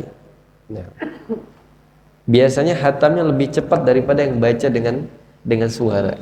Nah, tapi masalahnya nggak diterima. Bukan termasuk bacaan. Ya. Bukan termasuk bacaan. Yang disebut membaca adalah dia melafalkan dengan suara walaupun dengan lirik. Nah, baik, itu dia. Kita masuk ke bait yang ke-6. Bismillah, qala an-nazim rahimahullahu ta'ala, fama kullu man yatlul kitaba yuqimuhu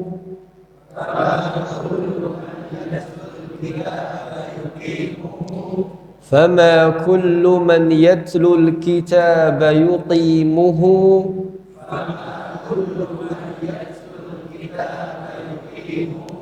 wala kullu man fin nasi yuqri'uhum muqri.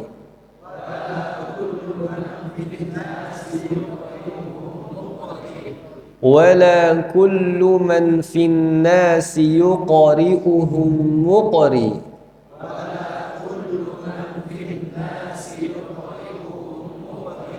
Yuqri'uhum muqri.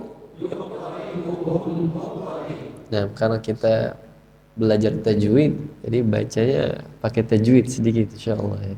Nah. Baik, fadhal Ustaz. Maka tidak semua orang yang membaca Al-Quran mampu mempraktikkan tajwidnya dan mengamalkan isi kandungannya, dan tidak setiap yang membacanya dan mengajarkan Al-Quran kepada manusia disebut dengan muqri. Nah,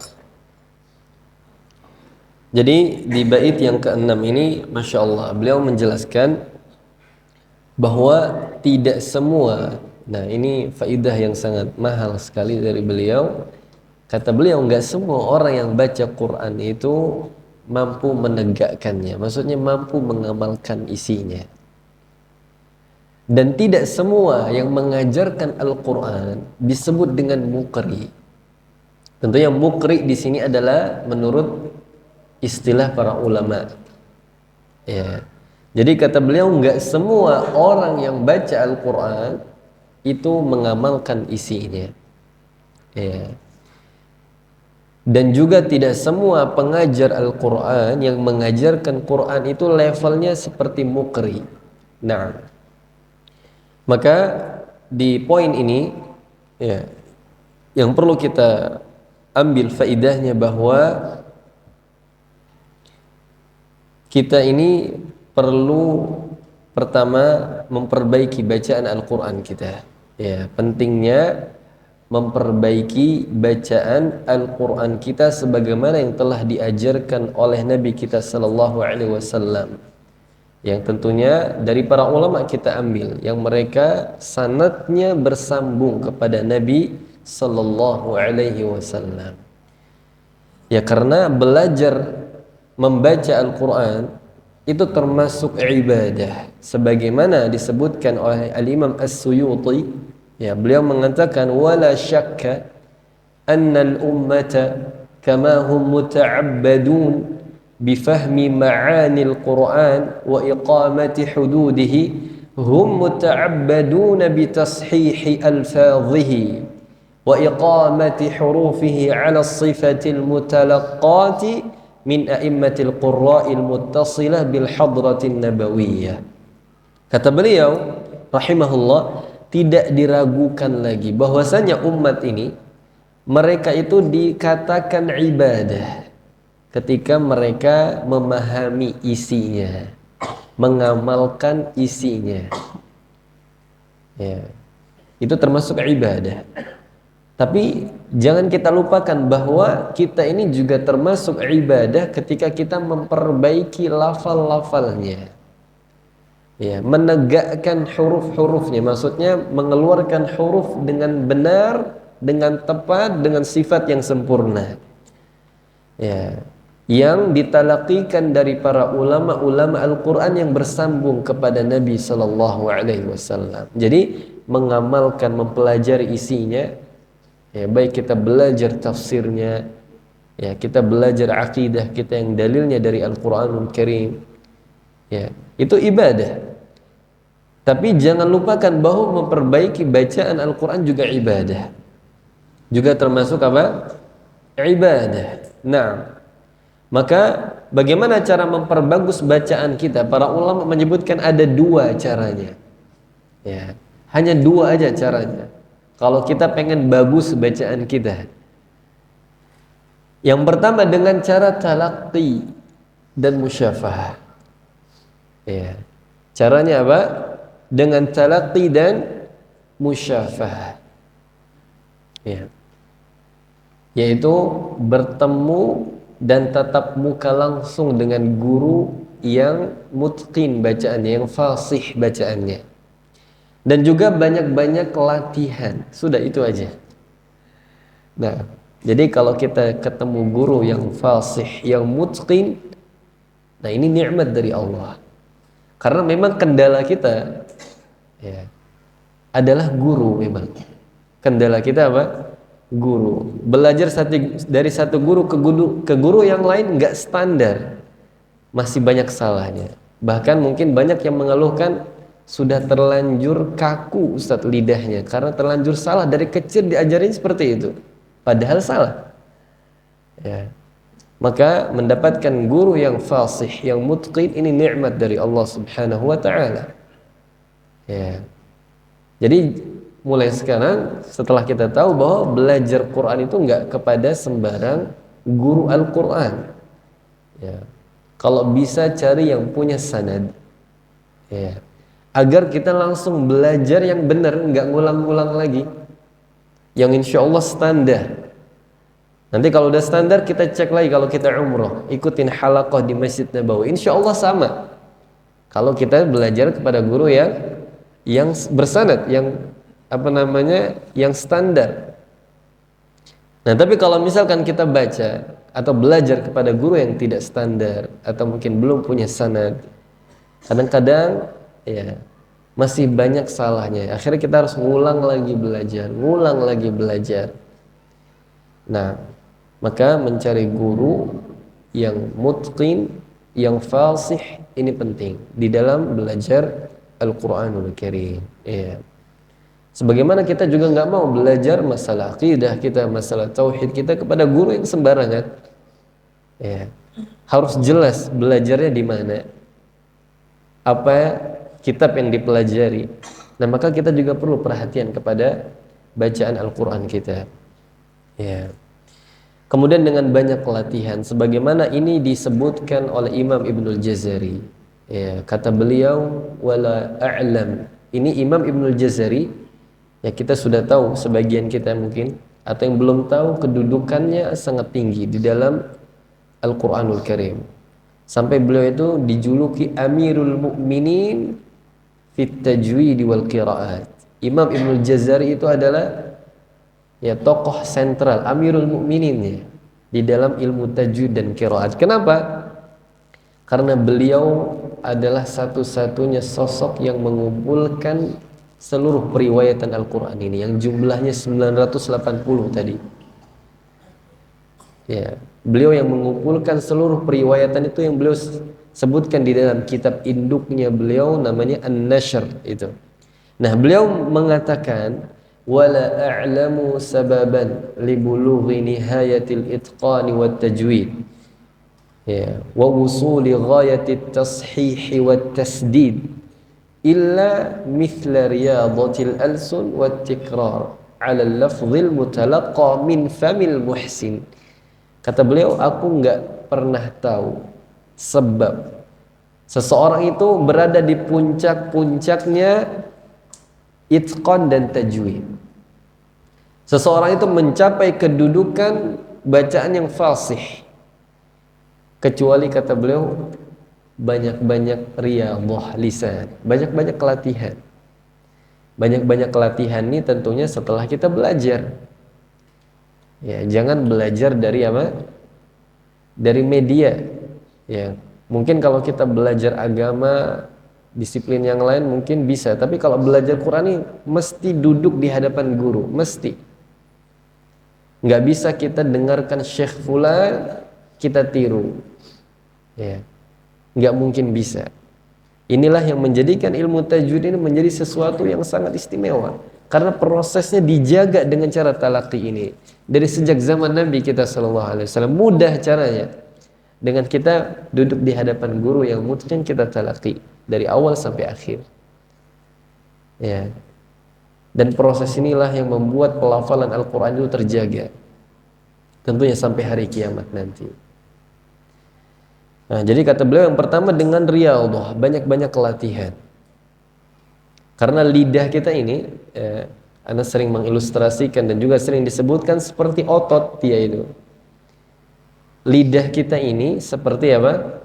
Otot itu kalau nggak dilatih, ya misalkan kita yang biasa suka push up, ya mungkin nggak mungkin kita nggak pernah push up langsung bisa push up 20. Bisa, tapi cedera. Ya. Pasti kita mulai dari angka yang sangat sedikit, mulai dari 5, 10, 20 dan seterusnya. Itu pun bertahap. Kalau kita nggak latihan lagi, mulai lagi harus mulai dari awal lagi. Ya. Begitu juga lidah kita sama. Wajar kalau di awal kita itu kaku lisan kita. Wajar. Kenapa? Karena lama nggak latihan. Atau selama ini memang nggak benar latihannya, atau bacanya salah. Jadi kalau di awal belajar masih kaku, sulit, nggak apa-apa, nikmatin prosesnya. Nah, jadi mungkin sebagian, terutama yang mungkin usianya sudah tua, mungkin kesulitan untuk melafalkan huruf karena sudah terlanjur kaku atau terlanjur salah. Ya. Tapi dengan kita banyak latihan, biiznillah insyaallah fasih. Ya, karena Allah nggak mungkin mewajibkan sesuatu yang itu beban buat hambanya, nggak mungkin. Karena ini kewajiban, perintah. Nggak mungkin Allah ngasih beban yang kita harus berdosa terus gitu. Tentunya mudah insya Allah, karena Allah sudah bilang Al-Quran itu mudah. Walaqad yassarna al-Qur'ana lidzikr. Dan sungguh telah kami mudahkan Al-Quran ini untuk dipelajari, dihafalkan, dipahami, diamalkan. Ya, maka cara yang pertama banyak-banyak latihan. Nah, latihan ini setelah kita belajar, kita praktekkan. Banyak di antara kita juga yang sudah belajar tahsin depan guru, Masya Allah fasih. Tapi ketika baca Quran nggak diamalkan, nggak dipakai tajwidnya, ya masih yang kita pakai, yang kita utamakan nada kita misalkan, ya. Jadi nggak diamalkan, sudah belajar tapi. Nah, maka mempraktekkan ilmu tajwid kapan? Setiap kita baca Quran. Ya, dengan banyak latihan. Yang kedua, wat tikrar, mengulang-ulang suatu lafal yang kita ambil dari seorang guru yang mulutnya muhsin, yang baik, yang fasih. Nah, jadi ketika misalkan dapat koreksi dari guru, jangan nunggu pertemuan lagi baru dilatih, tapi setelah dikoreksi langsung diulang-ulang. Nah, misalkan huruf to, nggak bisa huruf to, dilatih huruf to, to, ain misalkan nggak bisa, dilatih. Setelah dikoreksi dilatih. Nah, sampai betul-betul kita mudah mengucapkannya. Nah, begitu dia. Kemudian para jemaah sekalian, bahwa metode talaqi itu ada dua. Metode talaqi itu ada dua. At-talaqi bis-sama' wat-talaqi bil-'ard. At-talaqi bis-sama', yaitu metode talaqi dengan sama', mendengarkan. Jadi nggak mesti kita talaqi atau bertemu dengan guru, belajar kepada guru, kita yang membaca. Bisa dengan sama', kita mendengarkan guru kita baca. Ini udah jarang dipakai di zaman kita. Jadi cukup mendengarkan guru aja. Nah, kemudian at-talaqi bil 'arad. 'Arad yaitu di mana murid yang membaca, guru yang memperbaiki. Nah, ini proses ini yang umumnya dipakai di zaman kita hari ini. At-talaqi bil 'arad, bil 'aradi. Ain ra dad. Nah. Baik, poin yang berikutnya, kata beliau, wala kullu man fin nas yuqri'uhum muqri. Tidak semua yang mengajarkan Al-Qur'an itu layak disebut dengan muqri. Ya. Jadi kan muqri ini adalah istilah para pengajar Al-Qur'an. Aqra'a yuqri'u muqri'an. Aqra'a yuqri'u yang mengajarkan bacaan Al-Qur'an, muqri itu gurunya. Ya. Tapi kata beliau, enggak semua orang yang mengajarkan Quran layak disebut dengan muqri. Nah, pertanyaan ana, siapa itu muqri? Siapa itu muqri? Menurut para ulama kita. Ada yang tahu? Nah, muqri, ya, sebagaimana disebutkan oleh Syekh Ali Ad-Dabba', beliau mengatakan muqri adalah man 'alimal qira'atu adaan. Man 'alimal qira'atu adaan wa rawaha musyafahatan wa ujiza lahu ay yu'allima ghayrahu. Ya, man 'alimal qira'ah adaan wa rawaha musyafahatan wa ujiza lahu ay yu'allima ghairahu. Nah, ini muqri menurut para ulama kita. Jadi muqri itu adalah orang yang mengetahui cara pelafalan bacaan Al-Qur'an, baik teori dan prakteknya. Dia tahu. Nah, kemudian meriwayatkannya secara musyafahah, maksudnya dia mengajarkannya secara musyafahah, tatap muka langsung. Ya. Wa ujiza lahu ay yu'allima ghairahu, dan dia mendapatkan izin dari gurunya untuk mengajarkan. Nah, ini namanya ijazah. Ijazah di dalam Al-Qur'anul Karim maksudnya adalah kita dibolehkan untuk apa? Mengajarkan dan mewariskan. Jadi kurang lebih kalau kita ingin mendapatkan sanad Al-Qur'an, ya, sebagaimana syarat yang mu'tabar di kalangan para ulama, kalau misalkan nih kita pengen ngambil sanad riwayat Hafs yang kita baca ini hari ini, maka syarat yang pertama tentunya harus hafal Quran mutqin dengan bacaan yang fasih. Satu. Yang kedua, memahami kaidah ilmu tajwid. Ya. Dua. Yang ketiga, membacanya kepada guru dari Al-Fatihah sampai An-Nas. Nah, baru nanti di akhir guru kita mengatakan, ya, fa'ajaztuka, ya, maka aku ijazahkan bacaan ini, dan kita dibolehkan untuk yuqri'a mata sya'a wa sya'. Ya, dan kita dapat izin dari guru kita untuk mengajarkannya kapan saja dan di mana saja. Nah, jadi kalau kita ingin dapat ijazah, tentunya sanad ini, ya, seperti itu caranya yang mu'tabar. Adapun misalkan kita yang belum dapat sanad, boleh nggak kita ngajarin Quran? Boleh.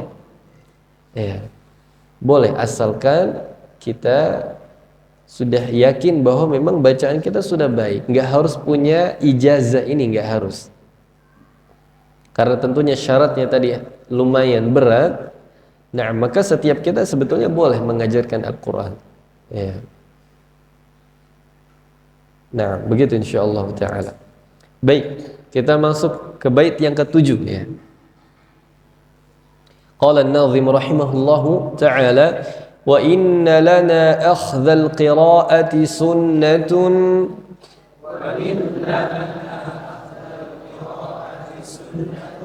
wa inna lana akhdhal qira'ati sunnatun,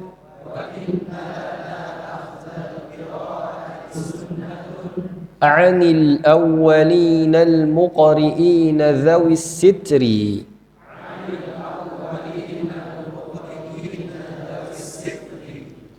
Di situ sitri atau satri. Nah, dalam nuskhah yang lain, dalam lafal yang lain satri, ya. Satri atau sitri. Nah, kita ulang lagi. Anil awwalina al-muqri'ina dhawis sitri.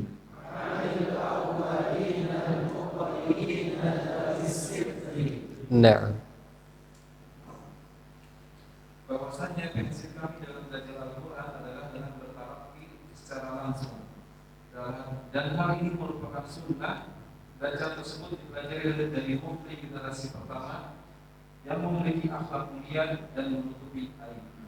nah, jadi kata beliau, Al-Imam Al-Khaqani mengatakan, dan sesungguhnya prinsip kami, ya, dan ini menjadi prinsip kita juga di dalam mengambil bacaan Al-Quran itu dengan belajar langsung kepada guru, ya. Jadi nggak bisa kita belajar Quran dengan media apapun. Itu alat bantu saja, bukan media utama kita. Media utama kita adalah berguru. Mungkin hari ini sudah begitu canggih, ada mushaf pena, mushaf pen biasanya. Ada aplikasi tahsin untuk mengukur, ya, berapa kefasihan huruf kita. Ada aplikasinya. Atau mungkin dengan YouTube dan lain-lain, ya, aplikasi misalkan. Itu hanya alat bantu, jangan jadikan itu media utama, karena itu tidak akan membuat kita fasih secara sempurna, bahkan bisa keliru, ya. Mungkin sedikit berbeda kalau kita belajar misalkan ilmu-ilmu yang lain. Mungkin ada kajian Ustadz A di YouTube dari awal sampai akhir jelas, kita bisa dapatkan penjelasan. Masalahnya belajar tajwid itu praktek. Ya, praktek dan mendengarkan. Nah, bukan dengan apa? Dengan tulisan. Maka pentingnya kita berguru kepada guru yang mutqin, yang bagus bacaannya. Ya, sebagaimana dalam ungkapan penyair Arab, "Man kana syaikhuhu kitabahu sabaqa khata'uhu sawabahu." Ya. Man ta'allama al-ilma bila syaikhin kharaja minhu bila ilmin. Nah, barang siapa yang gurunya hanya buku saja, tidak pernah punya guru, ya, dia hanya belajar dari buku atau dari media mungkin hari ini, ya, maka kesalahannya akan mendahului kebenarannya. Ya. Nah, jadi perlu kita datangin guru yang mutqin, ya, bacaannya. Kalau nggak bisa, kita bisa dengan online, dengan Zoom mungkin misalkan. Hari ini sudah dimudahkan sama Allah Subhanahu wa taala. Kalau mungkin kita di tempat yang sulit dapat guru ngaji yang bagus, ya kita bisa cari di internet, kita bisa belajar. Ya, hari ini. Naam. Maka barang siapa yang belajar ilmu tanpa guru, ya, maka dia akan keluar dengan tanpa ilmu. Jadi nggak dianggap punya ilmu dia. Man ya'khudhul ilma 'an syaikhin musyafahatan yakun 'aniz zighi wat tashifi fi harami. Ya. Barang siapa yang mengambil ilmu dari seorang guru secara langsung, maka ia akan terhindar dari keraguan, kesesatan dan perubahan. Nah, wa man akhidan lil ilmi min suhufin fa ilmuhu 'inda ahli al ilmi kal 'adami.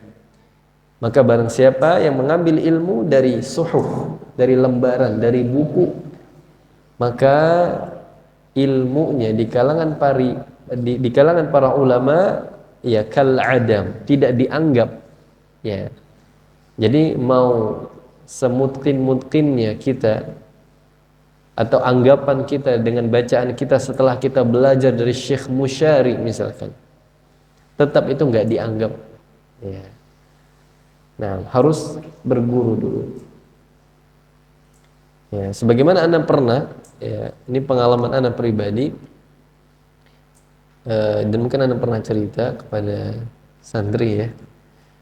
Ketika Anda ikut lomba waktu itu, nah, di Afrika, Anda berangkat sama seorang qari di Indonesia ini, terkenal sekali, masyhur orangnya.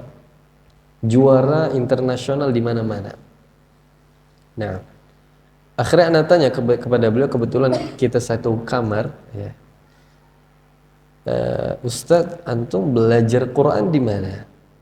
Kok masya Allah bacaan antum indah, kemudian suaranya, ya, terutama suara, ya, karena qari menurut istilah Indonesia. Nah, kata beliau, Ana belajarnya dari YouTube aja, ya. Jadi Anak kaget, ya. Kenapa? Karena prinsip kita padahal yang benar, kita minimal sebutkan guru kita siapa. Nah, atau guru kita ini belajar dari siapa. Tapi beliau menyebutkan dengan levelnya beliau yang mungkin diakui di Indonesia untuk kalangan awam, ternyata beliau belajar dari YouTube. Ya. Jadi fasihnya beliau ala kadar versi beliau. Selama dewan juri nggak salahkan, ya itu benar berarti. Ya. Jadi tidak talaqi kepada guru, dan ini berbahaya sekali. Dan ini berbahaya. Naam. Maka penting kita untuk bertalaqi kepada guru. Kenapa? Karena sunnatun 'anil awwalin al-muqri'in. Karena ini sunnah. Sunnah itu maksudnya adalah jalan yang ditempuh oleh para pendahulu kita. Maka bacaan Quran itu adalah sunnatun muttaba'ah. Bacaan Quran itu adalah bacaan yang harus kita ikuti dari orang-orang terdahulu kita, yang belakangan mengambil kepada yang awal. Nah, syukran. Oh, nah, syukran. Ini kita disuruh break, tapi baru 7 bait ini. Insyaallah nanti kita lebih cepat, ya. Jadi ini beberapa faedah memang Anda perlu perpanjang, insyaallah taala. Nah, kita selesaikan insyaallah 5 menit lagi. Jadi ini adalah sunnatun muttaba'ah. Sunnah maksudnya adalah jalan yang harus diikuti. Ya. Misalkan kita mengucapkan huruf ra tebal, ya dari zaman Nabi seperti ini ra. Nggak boleh kita rubah jadi ra. Atau ha, kita rubah jadi ha atau jadi kha. Ya. Nggak boleh karena ini sudah sunnah muttaba'ah. Misalkan pengucapan ikhfa adada. Nah, min dunillah. Nggak boleh kita rubah jadi min dunillah. Andada versi kita nggak boleh. Karena ini sunnah muttaba'ah. Huruf dad misalkan, ya, yang para ulama sepakat letaknya di tepi lidah, ditempel gigi geraham atas, nggak boleh kita nyimpan huruf dad di bagian ujung lidah kita. Dal yang ditebalkan jadinya. Do, salah. Yang benar bo. Nah, ini namanya sunnah muttaba'ah yang harus diikuti. Termasuk panjang suatu mat, kadarnya juga sama. Mungkin hari ini nggak ada alat ukur khusus untuk mat, untuk gunnah nggak ada.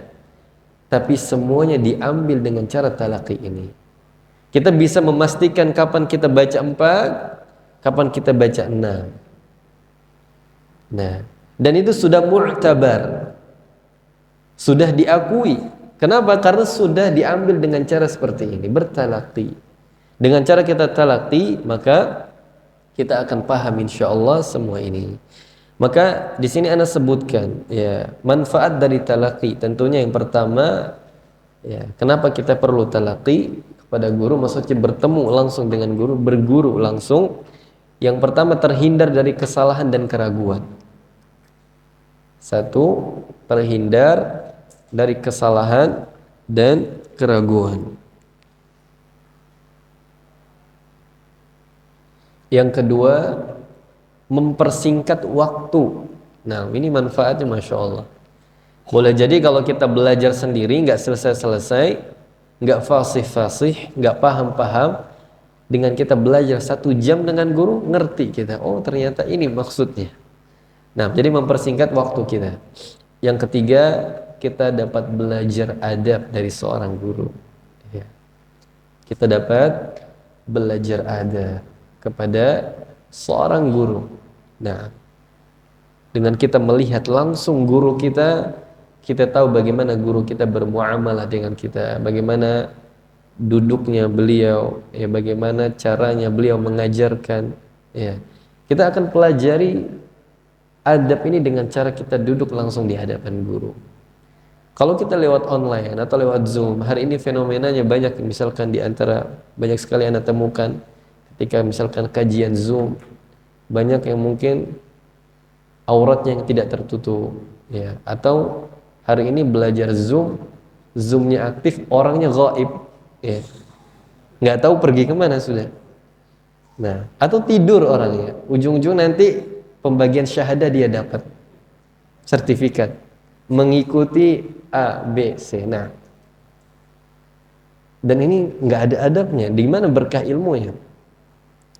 Nah, maka tentunya ini yang membuat keberkahan ilmu kita beda dengan para generasi salaf. Ya, mereka mencari ilmu dengan usaha, tenaga, bahkan jiwa mereka. Ya. Oleh karenanya balasan itu sesuai dengan usaha kita. Ya. Balasan sesuai dengan usaha kita. Maka dengan kita duduk di depan guru, kita belajar adab dengan mereka.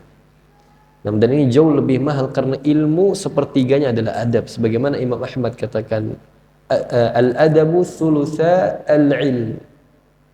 Adab itu sepertiganya ilmu.